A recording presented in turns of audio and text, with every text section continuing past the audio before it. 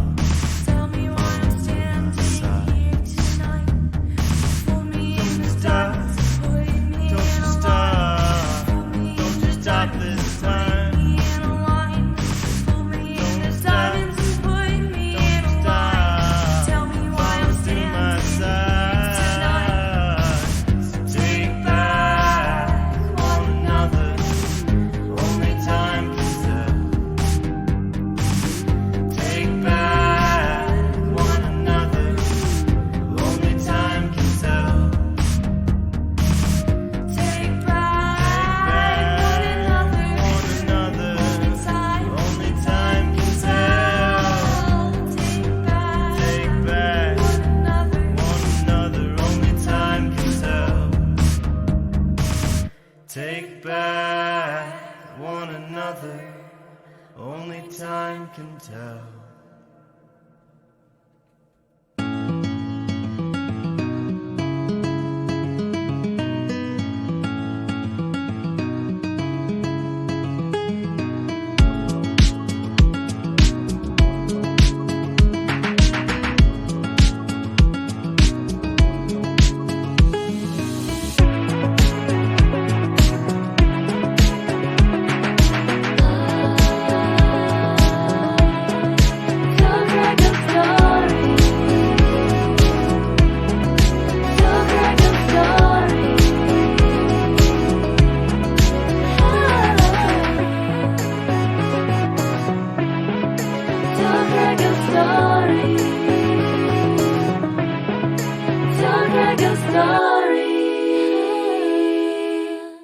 Hi guys, Craig here. Welcome to another edition of the podcast, Tell Craig Your Story. Today we'll be speaking to Rachel McInerney. Now Rachel was born in New Jersey, USA. She graduated from art school in Pennsylvania before moving to Shanghai in 2018. This is where she collaborated with pop-punk band Fliphouse, doing vocals for the second studio album and touring with them across China in 2021. Now, during this time, she also formed shoegaze and techno band Snuff Disco, which included 2 members of Fliphouse. And she goes under the DJ name of Gargoyle Girlfriend. Now, Rachel was a huge part of the Shanghai music scene, being in all different bands and doing all different side projects. Now, Rachel is one of the most recognized and talented musicians here in Shanghai, and we really are going to miss her. She's going to leave for Hong Kong on Thursday. But before we go, please go to our website. We're at Podbean. Tell Craig Your Story at podbean.com. We have a link tree there which tells you where Tell Craig Your Story podcast is streaming. We are on all the major streaming services. We are also on all the social medias, Instagram, Facebook, and YouTube. Make sure you're subscribing to get all the latest updates. And we have VK for our Russian listeners and WeChat for our Chinese listeners at Tell Craig Your Story. All right, here we go. This is my chat with Rachel on Tell Craig Your Story podcast.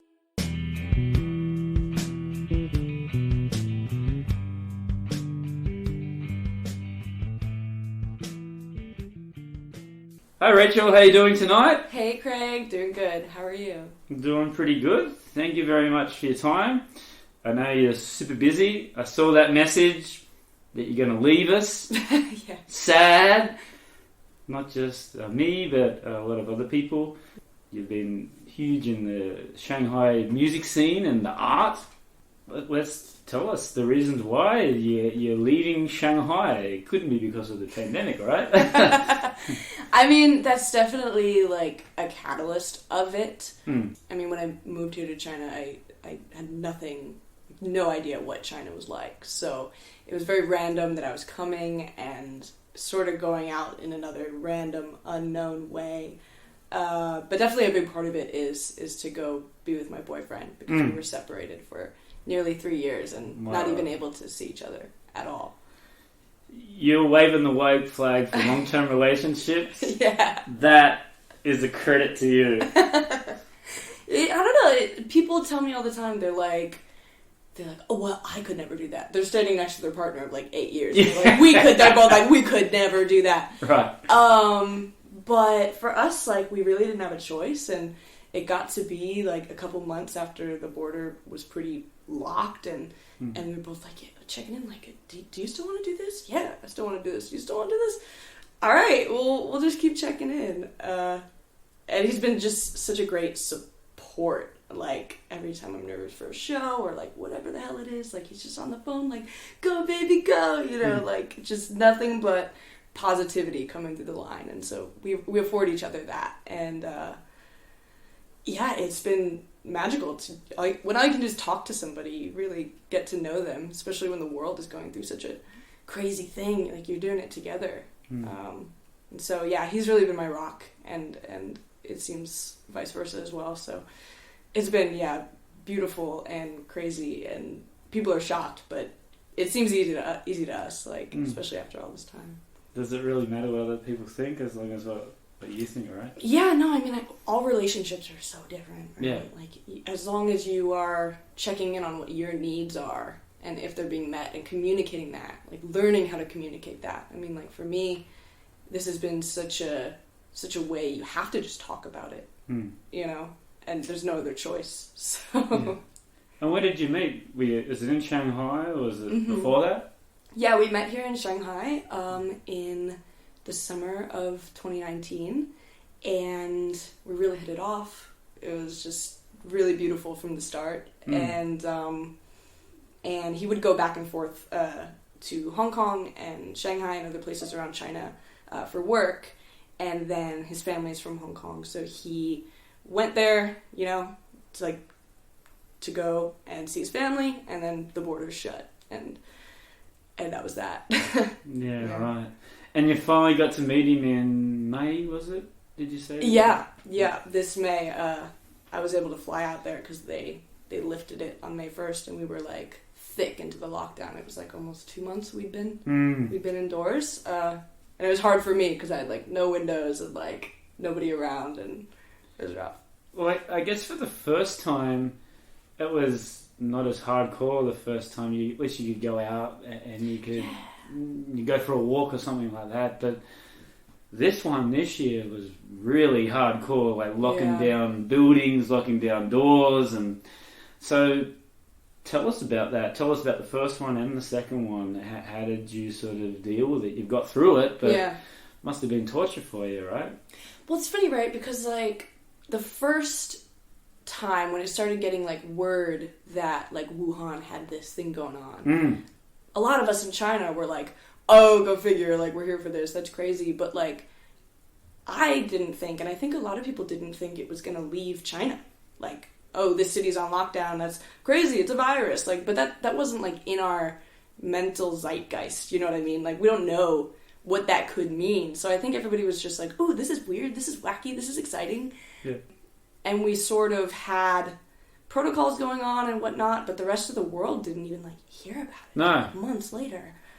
So yeah, that was bizarre, but like you said, it wasn't as strict because they didn't know how to test for it. Yeah, that's right. They didn't really know what it looked like. You know, like we were sort of like told like, well, maybe you shouldn't go to your buildings and maybe work should stop, but like you could still go outside and go to the supermarket and stuff like that. So it was like, fun at first, honestly, because nobody knew what it could mean. Yeah.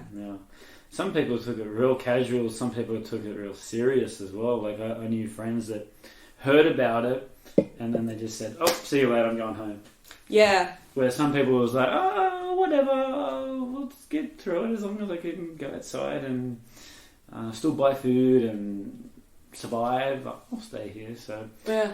How did you get through? I was like 7 or 8 months, something like that, wasn't it? Like the first one? Yeah. Yeah, I mean, my boyfriend had already flown back, and I was thinking, yeah, well, I'll see him in like a couple months or a couple weeks. He can come back in. Like, no big deal. And I lived with 2 awesome European lads, Kieran from he's Irish, and John, British, and they were just like so fun to live with. We were playing video games all the time. Just like they taught me what smashing cans meant, you know. They taught me a bunch of lingo, and like just the 3 of our accents in one apartment. Like it felt like a sitcom all the time. Like, they were just hilarious. So it wasn't so hard at first because you know when you're in good company and stuck, you know, in an apartment with 2 really great dudes, it's easy, you know. And they were really into music as well, so we would just like blast music and have fun. So yeah, it wasn't so bad in the first one at all. We had each other. But it's a bit like we talked about before. The second one was really, really bad. So for me, it was 3 weeks. I think I stayed here, and then back home. Mm-hmm. I wasn't working, so it made no sense me staying here. So yeah. So for you, were you planning to sort of go to Hong Kong or go back home, or what was your sort of plans during the second one?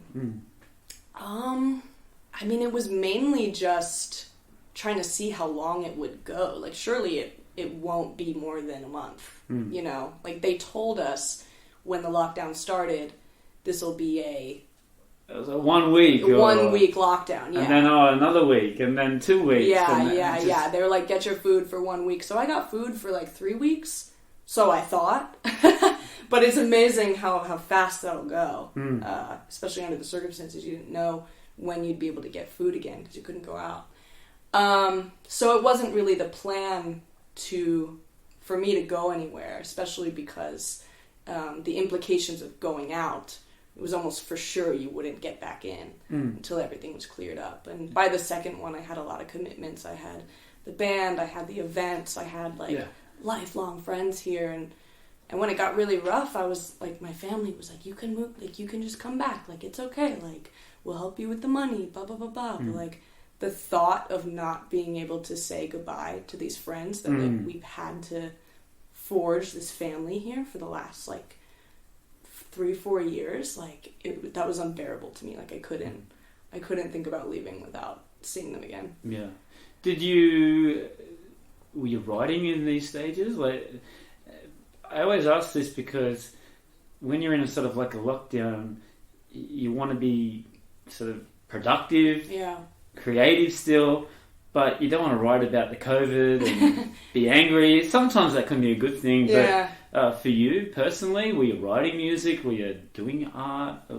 Yeah, in the first one, I really started to try to make my way around like DAW software because like I'm not really instrumentally talented, and I've only really been pursuing music for like a couple of years.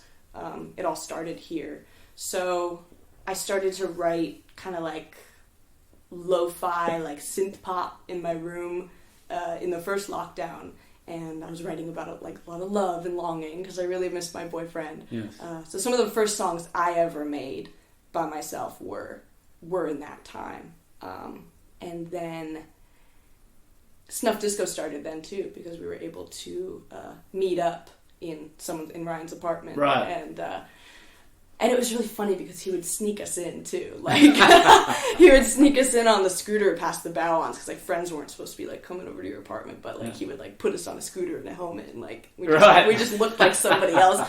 So we would sneak in and just write. We didn't have an intent to start a band. It was just me, Ryan, and Tyler, and we just started messing around and pretty like immediately we were like, "Wow, this is cool!" Like, we really can't wait to play this for people.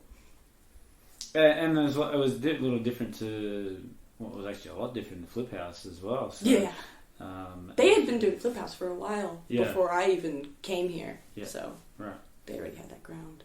So let's talk a little bit about your music a little bit later, but I want to talk about why did you come here? That's my big question. Right.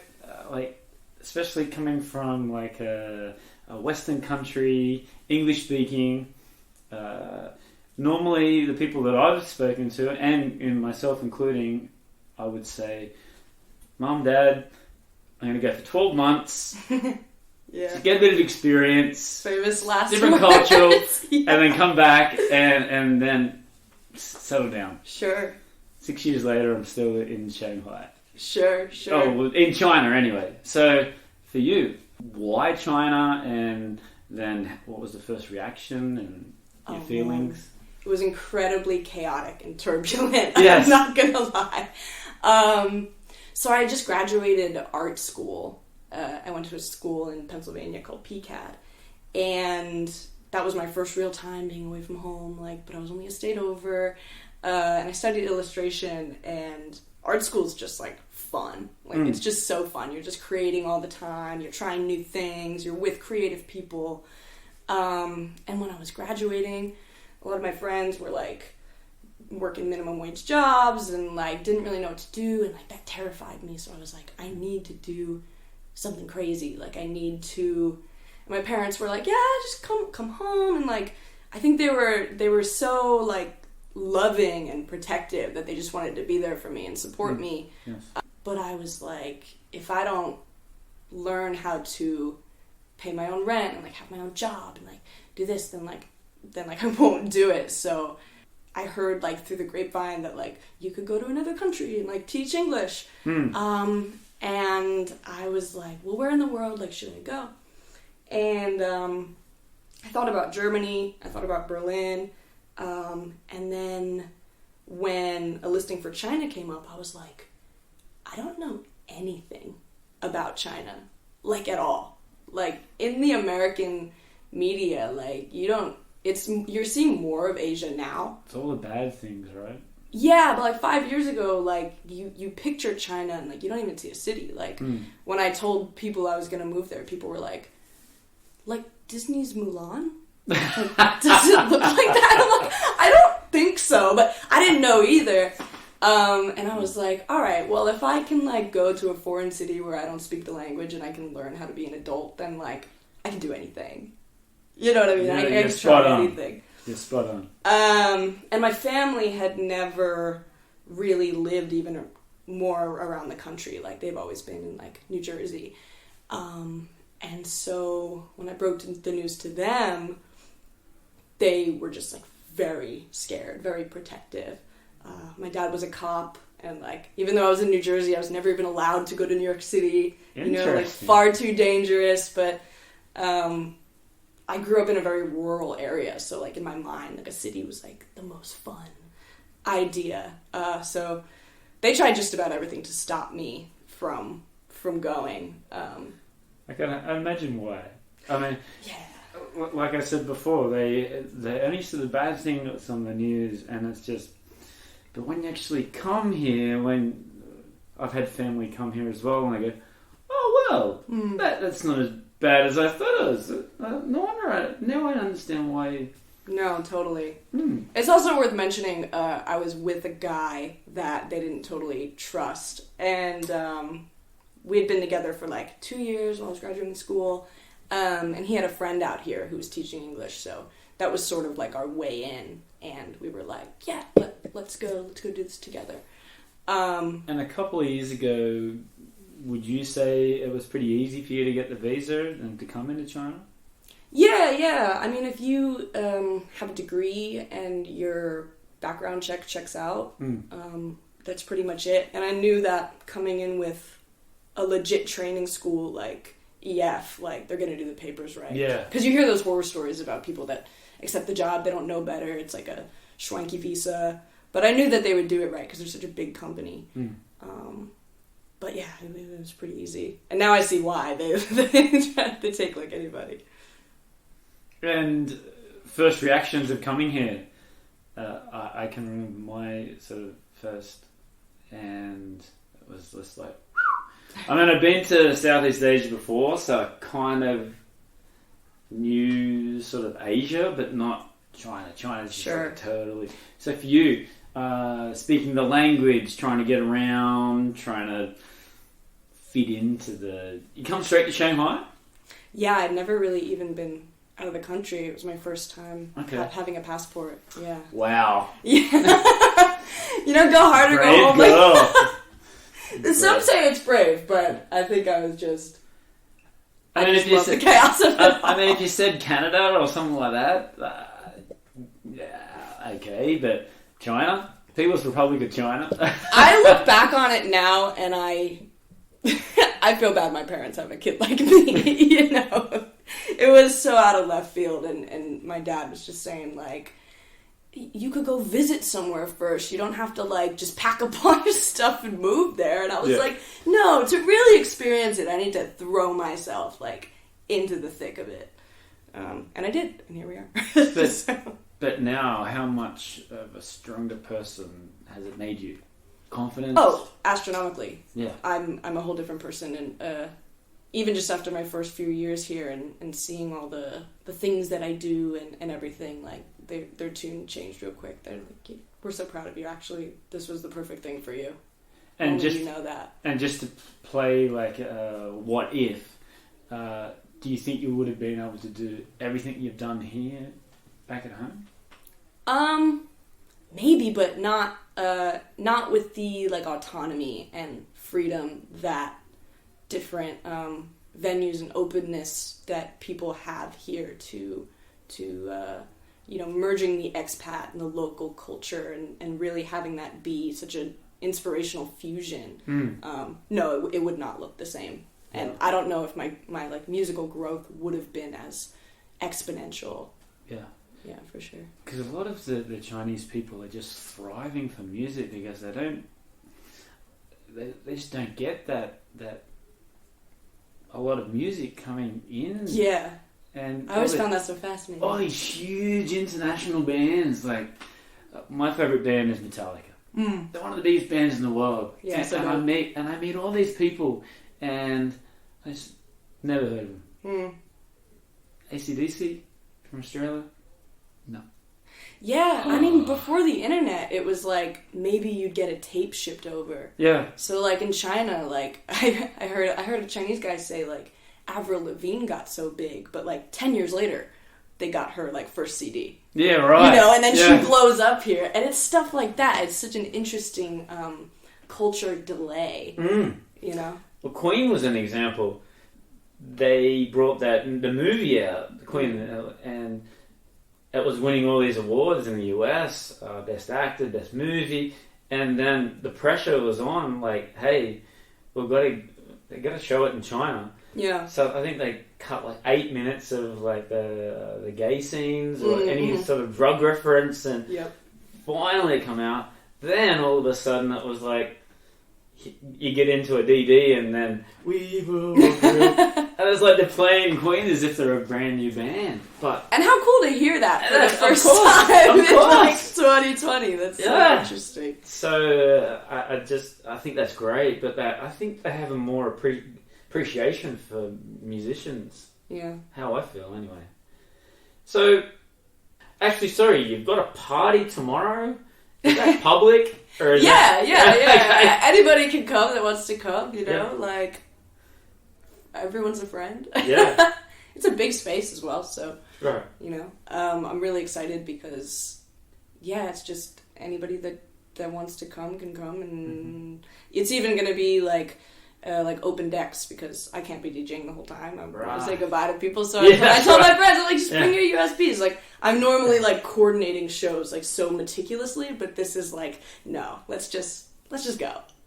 And when do you plan to leave? When are you leaving? My flight is on Thursday. Right. Yeah. That's why I was like, it's Monday. Come on. I've been wanting to do this for a while now, so it's great to finally do this. So let's go back to where you were born, US.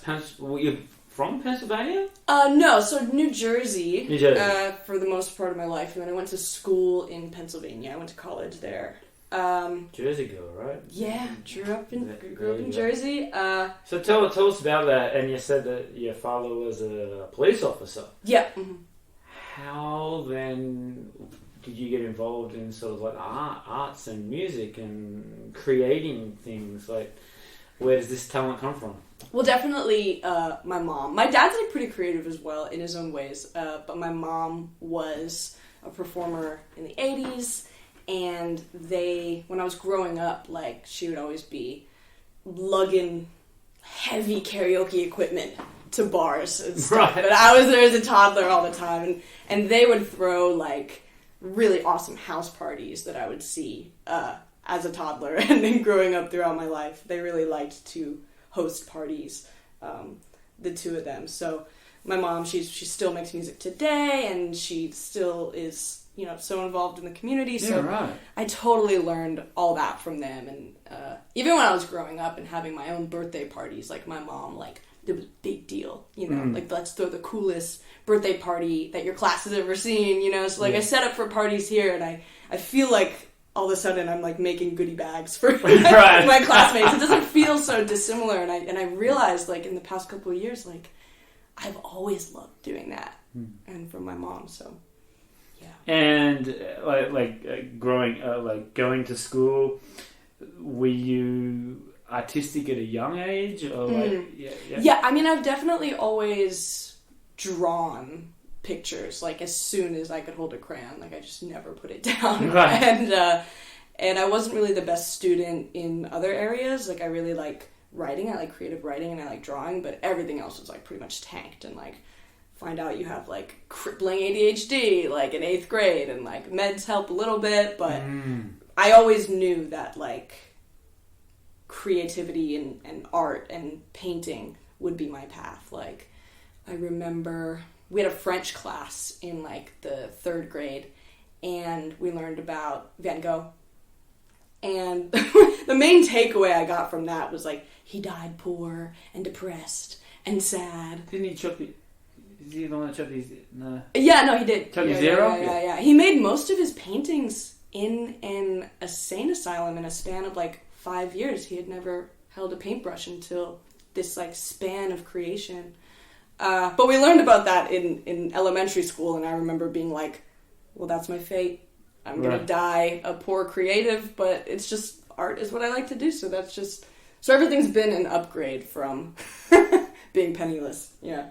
But that's the thing about, like, you listen to interviews of other musicians that are very successful, and they said, even if I wasn't successful, I'd be still a poor artist. Yeah. Still doing my painting or still writing music. Just as long as I could pay the bills, then that's okay. Just fortunate that You just need in to the do right it. time. Yeah. And I had always liked music, but even when I was a teenager, my mom was like, "Surprise, I got you guitar lessons." I was like, I don't want to play guitar. I didn't want to make music for the longest time. Up until I was like 23, I heard some music in just this state of my life where I'm about to uproot and move somewhere else. And I think, like, it hit me in this way where, like, I heard a couple of different, like, folk artists and stuff, and I was like, I need to be able to communicate like this. And just like that, it was like I needed to do it, like, as badly as I needed to breathe. And I was like, oh, but I'm starting so late. I'm 23. I can't play piano and I can't play guitar. Like, I felt like doomed at the start a little bit, but then I was like, I just need to do it. I need to mess around. So you were playing, you said you were playing guitar and your piano, was that it? Badly. Yeah. Yeah. But were you always confident in going up on stage and sort of... No. Not even public speaking. Right. So when did that sort of change?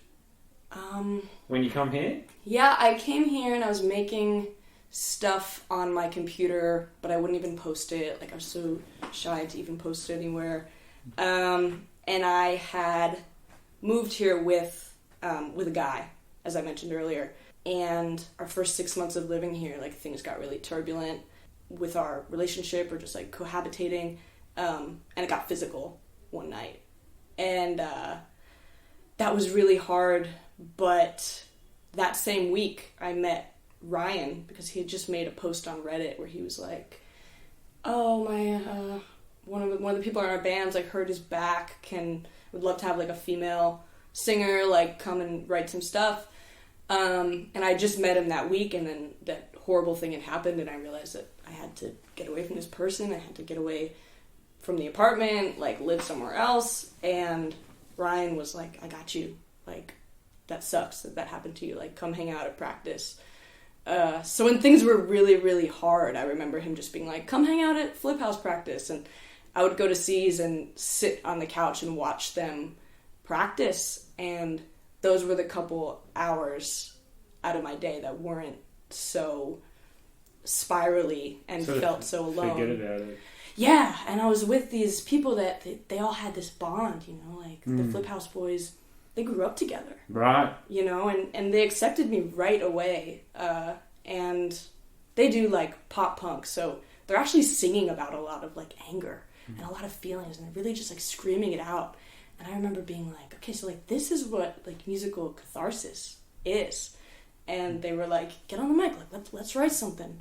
And the first song I wrote with them was about, you know, sort of finding yourself in a domestic violence situation and how confusing that all is. And then I was like, I love this. It feels so good. Yeah. It feels so good. So yeah. So I come in a little bit late with the music scene as well, and when I watched Fliphouse play, they would do, like, maybe 3 or 4 songs, and then you would come on. I was like, are you in the band? Are you just jamming with them? Or Right, well, I mean, from this moment, they sort of, like, adopted me in a weird way. I didn't have many friends when that shit went down, so they just sort of took me under their wing, and we wrote that song, and they were like, Rachel, you gotta perform your song. Right. And I remember the first night we were gonna perform it at Union Time, like, I was trying to get myself out the door. And, like, I had a panic attack, and I was like, I can't be on stage. Like, this is so scary. This is so terrifying. I've never done it before. We practiced the song a bunch in that little room, but, like, to really bring it to people, and, like, especially I'm singing about something that was so traumatic to me. And then eventually I did it. I pushed myself out the door, and I did it. And that song specifically, just being what it is, I've had, like, other women come up to me and be like, I I really register with the song, like, what's it about? And to sort of share the story and then say, like, damn, stuff like that has happened to me too. Like, and then you're sort of, like, allied in that. And, like, that's when I was like, that's the power of music. Though. Yeah, I agree. Like, you are Totally agree. coming together about this thing, something terrible that happens to a lot of people. And it's really messy. And then suddenly it's like, you feel seen and they feel seen. And at the end of the day, you're together with your mates, just like doing what you love. Yeah. So they showed me how to do that and how to be on stage and how to be there like as a unit. And like, I owe them everything for that. Like literally everything. Yeah, that's really, really cool. I want to speak a lot more about Fliphouse a little bit later. Sure. Let's get back to the USA. So you're growing up, you're going through high school, you graduate from high school, and then what is the decision there? Did you always sort of want to do something in the arts field, or tell us about why you sort of chose that? So I was in Jersey, and I'd grown up on like a horse farm, me and my sister and my parents. When it was time to sort of choose a school, I always knew that it would be art for me, or illustration, painting. So I saw a couple of schools, and then I chose Pennsylvania because it wasn't too far from home, and I think my parents didn't want me to go too far. So I went there, and it was cool because like you didn't have to be in a dorm. Like you had your own apartment, and you got apartments with people. So that was really cool to live on your own for the first time. And not only that, but like in a house of other artists. Yeah. So that was so cool because there are other painters that also have like a skull drawing, do it too. And like a warrior painting, do it for. And like, so it was really cool because I fell into a group of like juniors and seniors when I was a freshman. And I moved into their house. And they were like really like rough and tumble kind of guys, but they were like so good at painting, and they were really into like the fantasy painting scene. So like Wizards of the Coast, like Dungeons and Dragons, and Magic the Gathering and stuff like that. So really cool fantasy realism, and I thought that was just the dopest thing ever too. So we were really like a work hard, play hard troupe, and I think because of that, like you gain the respect of like your peers and the professors as well, who allow you to do things your way, and you sort of navigate that respect in the school. Like maybe you missed a couple classes, but you come in and your painting's awesome. You know what I mean? Like learning to navigate those professor-student relationships and where that sits, I think was really, really cool for me. And having your own sort of style as well, not sort of, you can have people sort of having their own ideas, but at the end of the day, you're the one that's drawing it. And I looked at it again tonight, and you do have sort of like a style happening. And we actually asked you to do our band's thing, which is really cool. Thank you. Yeah. Do you have like certain themes when you're drawing, or do you just whatever comes into your mind, or how does it all start? It's so chaotic. Like there were other students at my school that really had a style and like a consistent color scheme and all that. And if you look at very popular artists on Instagram, they stick with their like the thing that works, the color scheme. And for me, like I love cartooning, but I love realism, but I love photography, and I love sculpting. So I always felt torn that I was always doing all sorts of different things. But with like poster design and album cover art, like, that can look so many different ways. Yeah. So I think even though I felt like graphic design was a little tedious to me, in college is actually what I do most of now, because you can do it in the music scene and be that connected and useful, because like this sounds mean, but like it pains me when I see like a shitty gig poster. I'm like, ew, no. And I know that like not a lot of people have the resources or like can do it themselves, but like I just want to make it look awesome so people want to go. Yes. You know what I mean? Like It's a cool challenge. And that was the thing, like, when you did it for hours, I saw the black and white and it's like, yeah, it's really cool. And then when you put colour to it, it just totally just changed it. Like, we've got like a pink and purple one, and then we've got like a darker colour. Yeah, it was really cool. I really like it. So, is that something that you want to do in the future as a job? Like I guess you're just doing teaching here in England, teaching here as a teacher. Just you're in China. I don't think that's going to be a full-time job. Well, I teach art actually. I've been teaching art for the last 4 years, which is really cool because a lot of autonomy. I can teach whatever I want to teach, and it lets me really delve into what I was saying before. I like everything, so I get to do everything. So teaching art, I think that's something I can always fall back on. Obviously being a musician isn't the most lucrative thing in the world, but hopefully moving more into like events organizing, like I've done the past couple of years, which was an accident. Like I said, I got on stage with Fliphouse, and that's as far as I thought it would ever go. But I remember when I was in college, there was a neighboring town called York, and Lancaster, the school I went to, it's like this little city surrounded by like Amishville and farms. And when my roommates and best friends who were like older than me in the schooling, when they graduated, I felt a little lost in the school. I'm like, man, my friends are gone. This is tough. So I started befriending people in the local music scene more. Yes. And there's specifically a band that I befriended called Analog Watts, and they became my good friends. And they, one of their parents had this dairy farm out in York, this like big dairy farm in this townhouse, and like their parents were never there, so they would throw these like basement shows. Right. These like DIY basement shows where everybody would come. And it's like a house rager, but they were so responsible. Like they like they would card, and they would like not allow underage drinking, like just for everyone's safety, and they were so wholesome about that. Underage drinking, do you think there was some big I mean, maybe, but they were really like looking out for safety as much as they could, and the basement shows were just so cool. And I remember being like, these are people that are doing it themselves. They're not relying on venues. They like threw this community together, and people are having like a blast, and everyone's so nice to each other. And so that was my real exposure to like DIY concert events and stuff. And I think I carried that with me for a really long time.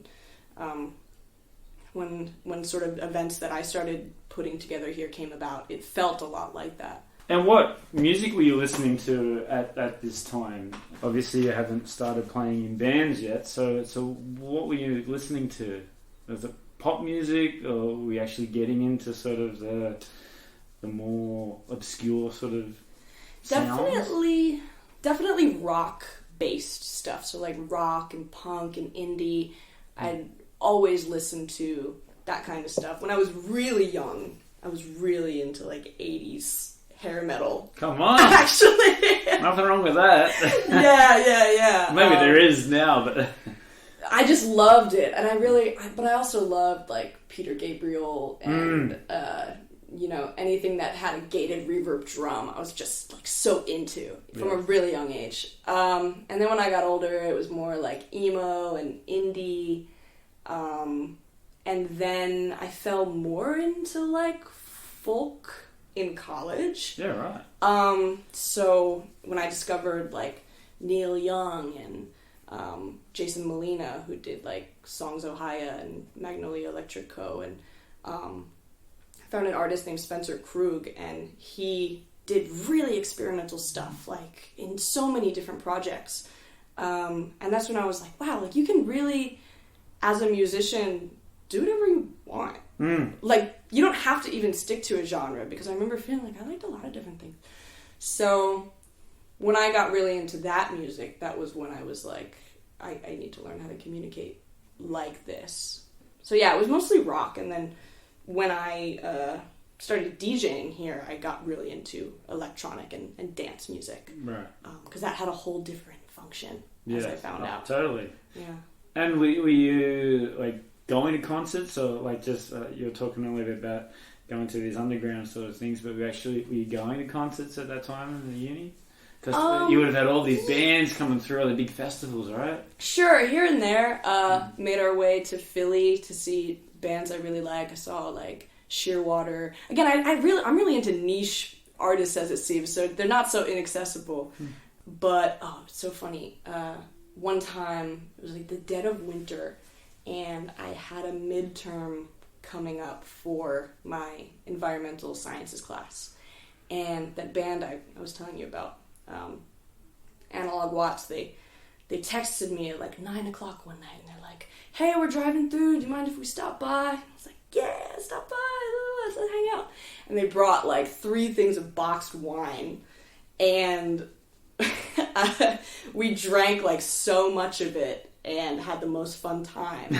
And I woke up the next morning in a car at a gas station with them in the car, and I was like, "What are we doing?" They're like, "We're going to the show in Vermont. You said you wanted to come." And I was like, "Oh man." So we're halfway to Vermont, and there's like a blizzard, but we see the band Starfucker. I don't know if you're familiar with them. They're really cool. Punk? It's kind of like indies, new wave, synth rock. Maybe you would recognize one of their songs. But anyway, the blizzard hit. They got snowed in there as well. So the show actually happened, but I was gonna miss my midterm. So because I made this decision blackout and on the cuff. So I emailed my professor, and I told him the truth. I thought about all these lies, but I'm like, you might as well just tell this man the truth. Like, he's been nothing but good to you. Yeah. So I broke it down in an email. I said, "I'm sorry. It was a crazy night. I'm in Vermont to see a band I really like, and the blizzard hit, and I'm not going to make it back." And he was like, "You know what? That's fine. But if you write like a 5-page essay on the thing that you loved learning the most about this class, pass. I'll grade you on that." Yeah. And I'm a better essay writer than a test taker. So I like scored the jackpot, and I was thrilled to write that essay because like it was an unforgettable experience. It was so cool. Yeah, right. So you got the band, you got the music happening, you've got your art. So when you actually graduated, when did China come into the mix of it? And you were talking before about your parents not really sort of understanding, but what about your friends as well? Like, was it tough to sort of leave? And then the other question is, did you get to travel to other places before you would come to China, like international? No, I came straight here. And it felt like such a huge decision because, you know, the drama of it, having never even left the country and then just packing up and moving. But my friends thought it was like super exciting. They were like, "Yeah." You know, they were so supportive, and while I was like getting ready to graduate, I was finding it harder to complete assignments because I would procrastinate by trying to make music. But again, I was still really bad. I didn't know a chord, I didn't know a thing, but like I would just spend so much time playing music badly by myself, and sometimes with these bands that I was in with, and they're really we would just jam, and it would just be so much fun. And so it was getting harder to get my schoolwork done because I was like starting to really have this love for just messing around with music. Did and you not record? caring about No recordings, just. Sort I of have some. experiment. I have some, but they're painful to listen to now. They really are. But it was the start of something. That's sure. right. You got to start from somewhere. Everybody's got to, you know.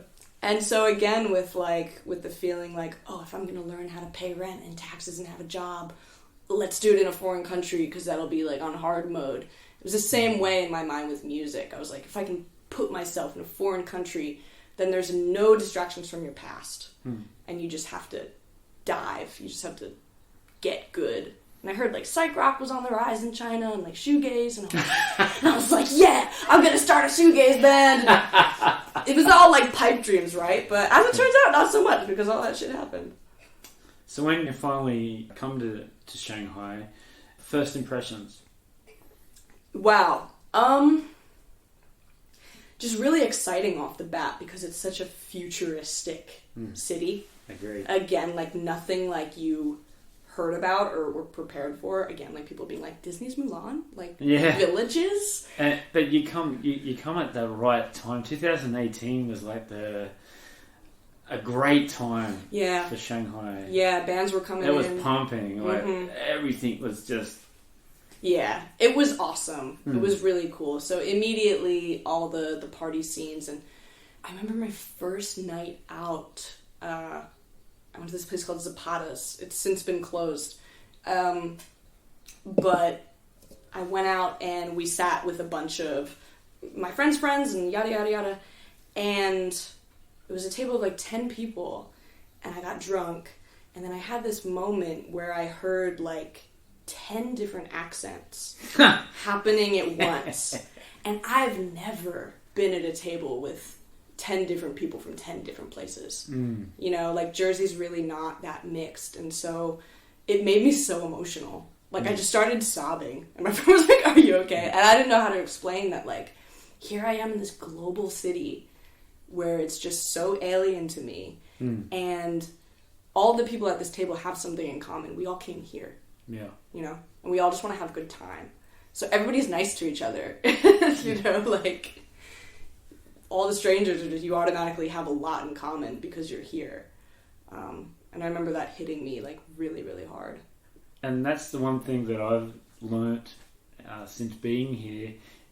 All the communities, it doesn't matter if it's like the gaming community or the comedy scene or the music scene or the different sort of styles of music, they've all got this really close, because we're all here, like we're trying to survive in China, and you know we're all in the same sort of situations. Our families are so far away, so you sort of like totally grab onto them. And totally, you said the Fliphouse guys picked you up when you were down. So I really think that's one thing that is great about, one of the great things about the Shanghai environment, living here. But how is your Chinese? What are some of the things that you've sort of learnt being here in China, like with the Chinese culture? Yeah, I mean, that's the other thing. Like, when I first landed, obviously a lot of different things were overwhelming. Learning how to take transportation and getting from A to B. You know, like, I'd never even been on a metro system before. Did you learn any Chinese before you come? No. But the thing is, like, when I remember the first couple of weeks I was here, I was really stressed out. I did something wrong at my job, you know, and like that's what is allowing you to be here. So like, don't mess it up. And I went outside and I was crying, trying to get home, and I didn't know which bus to get on. And I was crying, and this old Chinese lady like came up to me, and it was pouring rain, and I didn't have an umbrella. And she came up to me with her umbrella, and she put it over me, and was trying to comfort me, and tried to understand what was going on. But she was speaking just Chinese, and I'm typing in the translator, like, I don't understand, yada yada, but I need to get on this. And she, like, it's as if she threw away her schedule and was like, I'm gonna get this girl on the right bus. You know, and in, like, Philly and New York City, like, that doesn't happen. So that, like, really caught me off guard, because she knows I can't even speak to her, and she's, like, made it her mission to, like, get me where I need to be. And I've had a lot of experiences like that, and I'm like, wow, Chinese people are just so patient with that. I don't know if I would have been that patient, vice versa. And, like, it's been that way for a long time. Like, they know that either we just got there and don't know the language, or just never really learned it, and still they don't even like roll their eyes at you. Like, that surprises me. But how beautiful is that? You know? Yeah. Have you done some travel outside of Shanghai? Have you been to? Yeah. I went to outside of like China specifically too, I went to Thailand, which was really, really cool. I went to an amazing electronic festival with my boyfriend. Right. And it was so cool. It's called Wonder Fruit. And on top of having incredible acts from all different genres, their ethos is like no single-use plastic on the site. All the food is like local farms that come in and set up stands, and like you get it on like banana woven plates and chopsticks and all that. And it was just so cool and really wholesome. Inner Mongolia, we went to a really cool techno festival out there. Yeah, I saw like a photo where you were just like in the desert, Mongolian desert. That was crazy too, because a friend of ours, a Chinese friend, Adriana, she came to us one day and was like, there's this festival going on in Inner Mongolia. And I'm like, cool, do they have like a website or like photos? She's like, no, there's no advertisement. And we were like, well, all right, let's just fly out there. So a lot of us flew out there and trusted her. Way to promote it. Yeah, there's literally like no promo for it, but we were just like, okay. Why not? Yeah, I've never been in a desert before, so that was also super cool. It was just like sand dunes as far as you could see on one side, mountains as far as you could see on the other side, and then this like cool little techno festival in the sand with awesome DJs and Mongolian taco trucks. They were like the best food I've ever had in my life. Like, so good. That was awesome too. Been to Ningbo, been to Moganshan. Where else? Hong Kong. Now, were some of these for shows with Fliphouse or Snuff Disco? Or I know we're getting a little ahead. Yeah. But We went to Beijing with Fliphouse, and that was a really cool show. I'd never been in Beijing before. And then we went to Tianjin on the way back, and that's like a random little city, you know? So like we didn't expect it to be that great. Yeah. But the Tianjin show was so much more fun than the Beijing one. They're just like throwing down and going ham, and we went with Rat King, you know, which is also such a huge energy, and we got this like Airbnb, just Fliphouse, Rat King, me with just like 18 wily dudes, you know, like beer everywhere. It was so cool. They had like a VR room, and like this Tianjin Airbnb was like the coolest place. It's so decked out, but it's in the middle of nowhere, so it's cheap as hell, you know. But it was so dope. Yeah. What an experience. Rat King. We've had the boys come in. It's actually the first time I've ever had a band in here. Oh, so fun. Trying to fit the 4 guys. And just every sort of minute or so. Yeah, they can't be tamed, and that's why I love those guys. But they're like little teddy bears. Mm-hmm. When they come in, they just open themselves up. Just like, yeah. That's the joke, right? Yeah. Like, and then they get on stage and they're it's awesome. Kill. It's so cool. Great guys, great musicians. So let's switch topics. I also noticed you have a few tattoos. Yeah, for sure. I'm always interested because I don't actually have any, and for being in a band for such a long time, it's one of the first cliche sort of questions I get asked all the time, like, why don't you have any tattoos? And it's like, well, no, I don't know, just never sort of been into it. I mean, but when it comes to that, though, sorry to cut you off, but I've sort of also come to the conclusion that, like, in this day and age, in 2022, like, not having tattoos is, like, just as punk as having tattoos. That's the way I look at it, because, like, yeah, they look cool and they have this, like, kind of stigma, but, like, anybody can get tattoos, you know? So, like, if it's not your thing, like, that's also a creative choice. There you go, yeah. Yeah. So, I wanted to ask, do you have a specific designer that does it? Do you design your own tattoos, and are there stories behind it? So, no specific style. I mean, I like black work, personally. Like, for me, I really like the stark black ink on skin.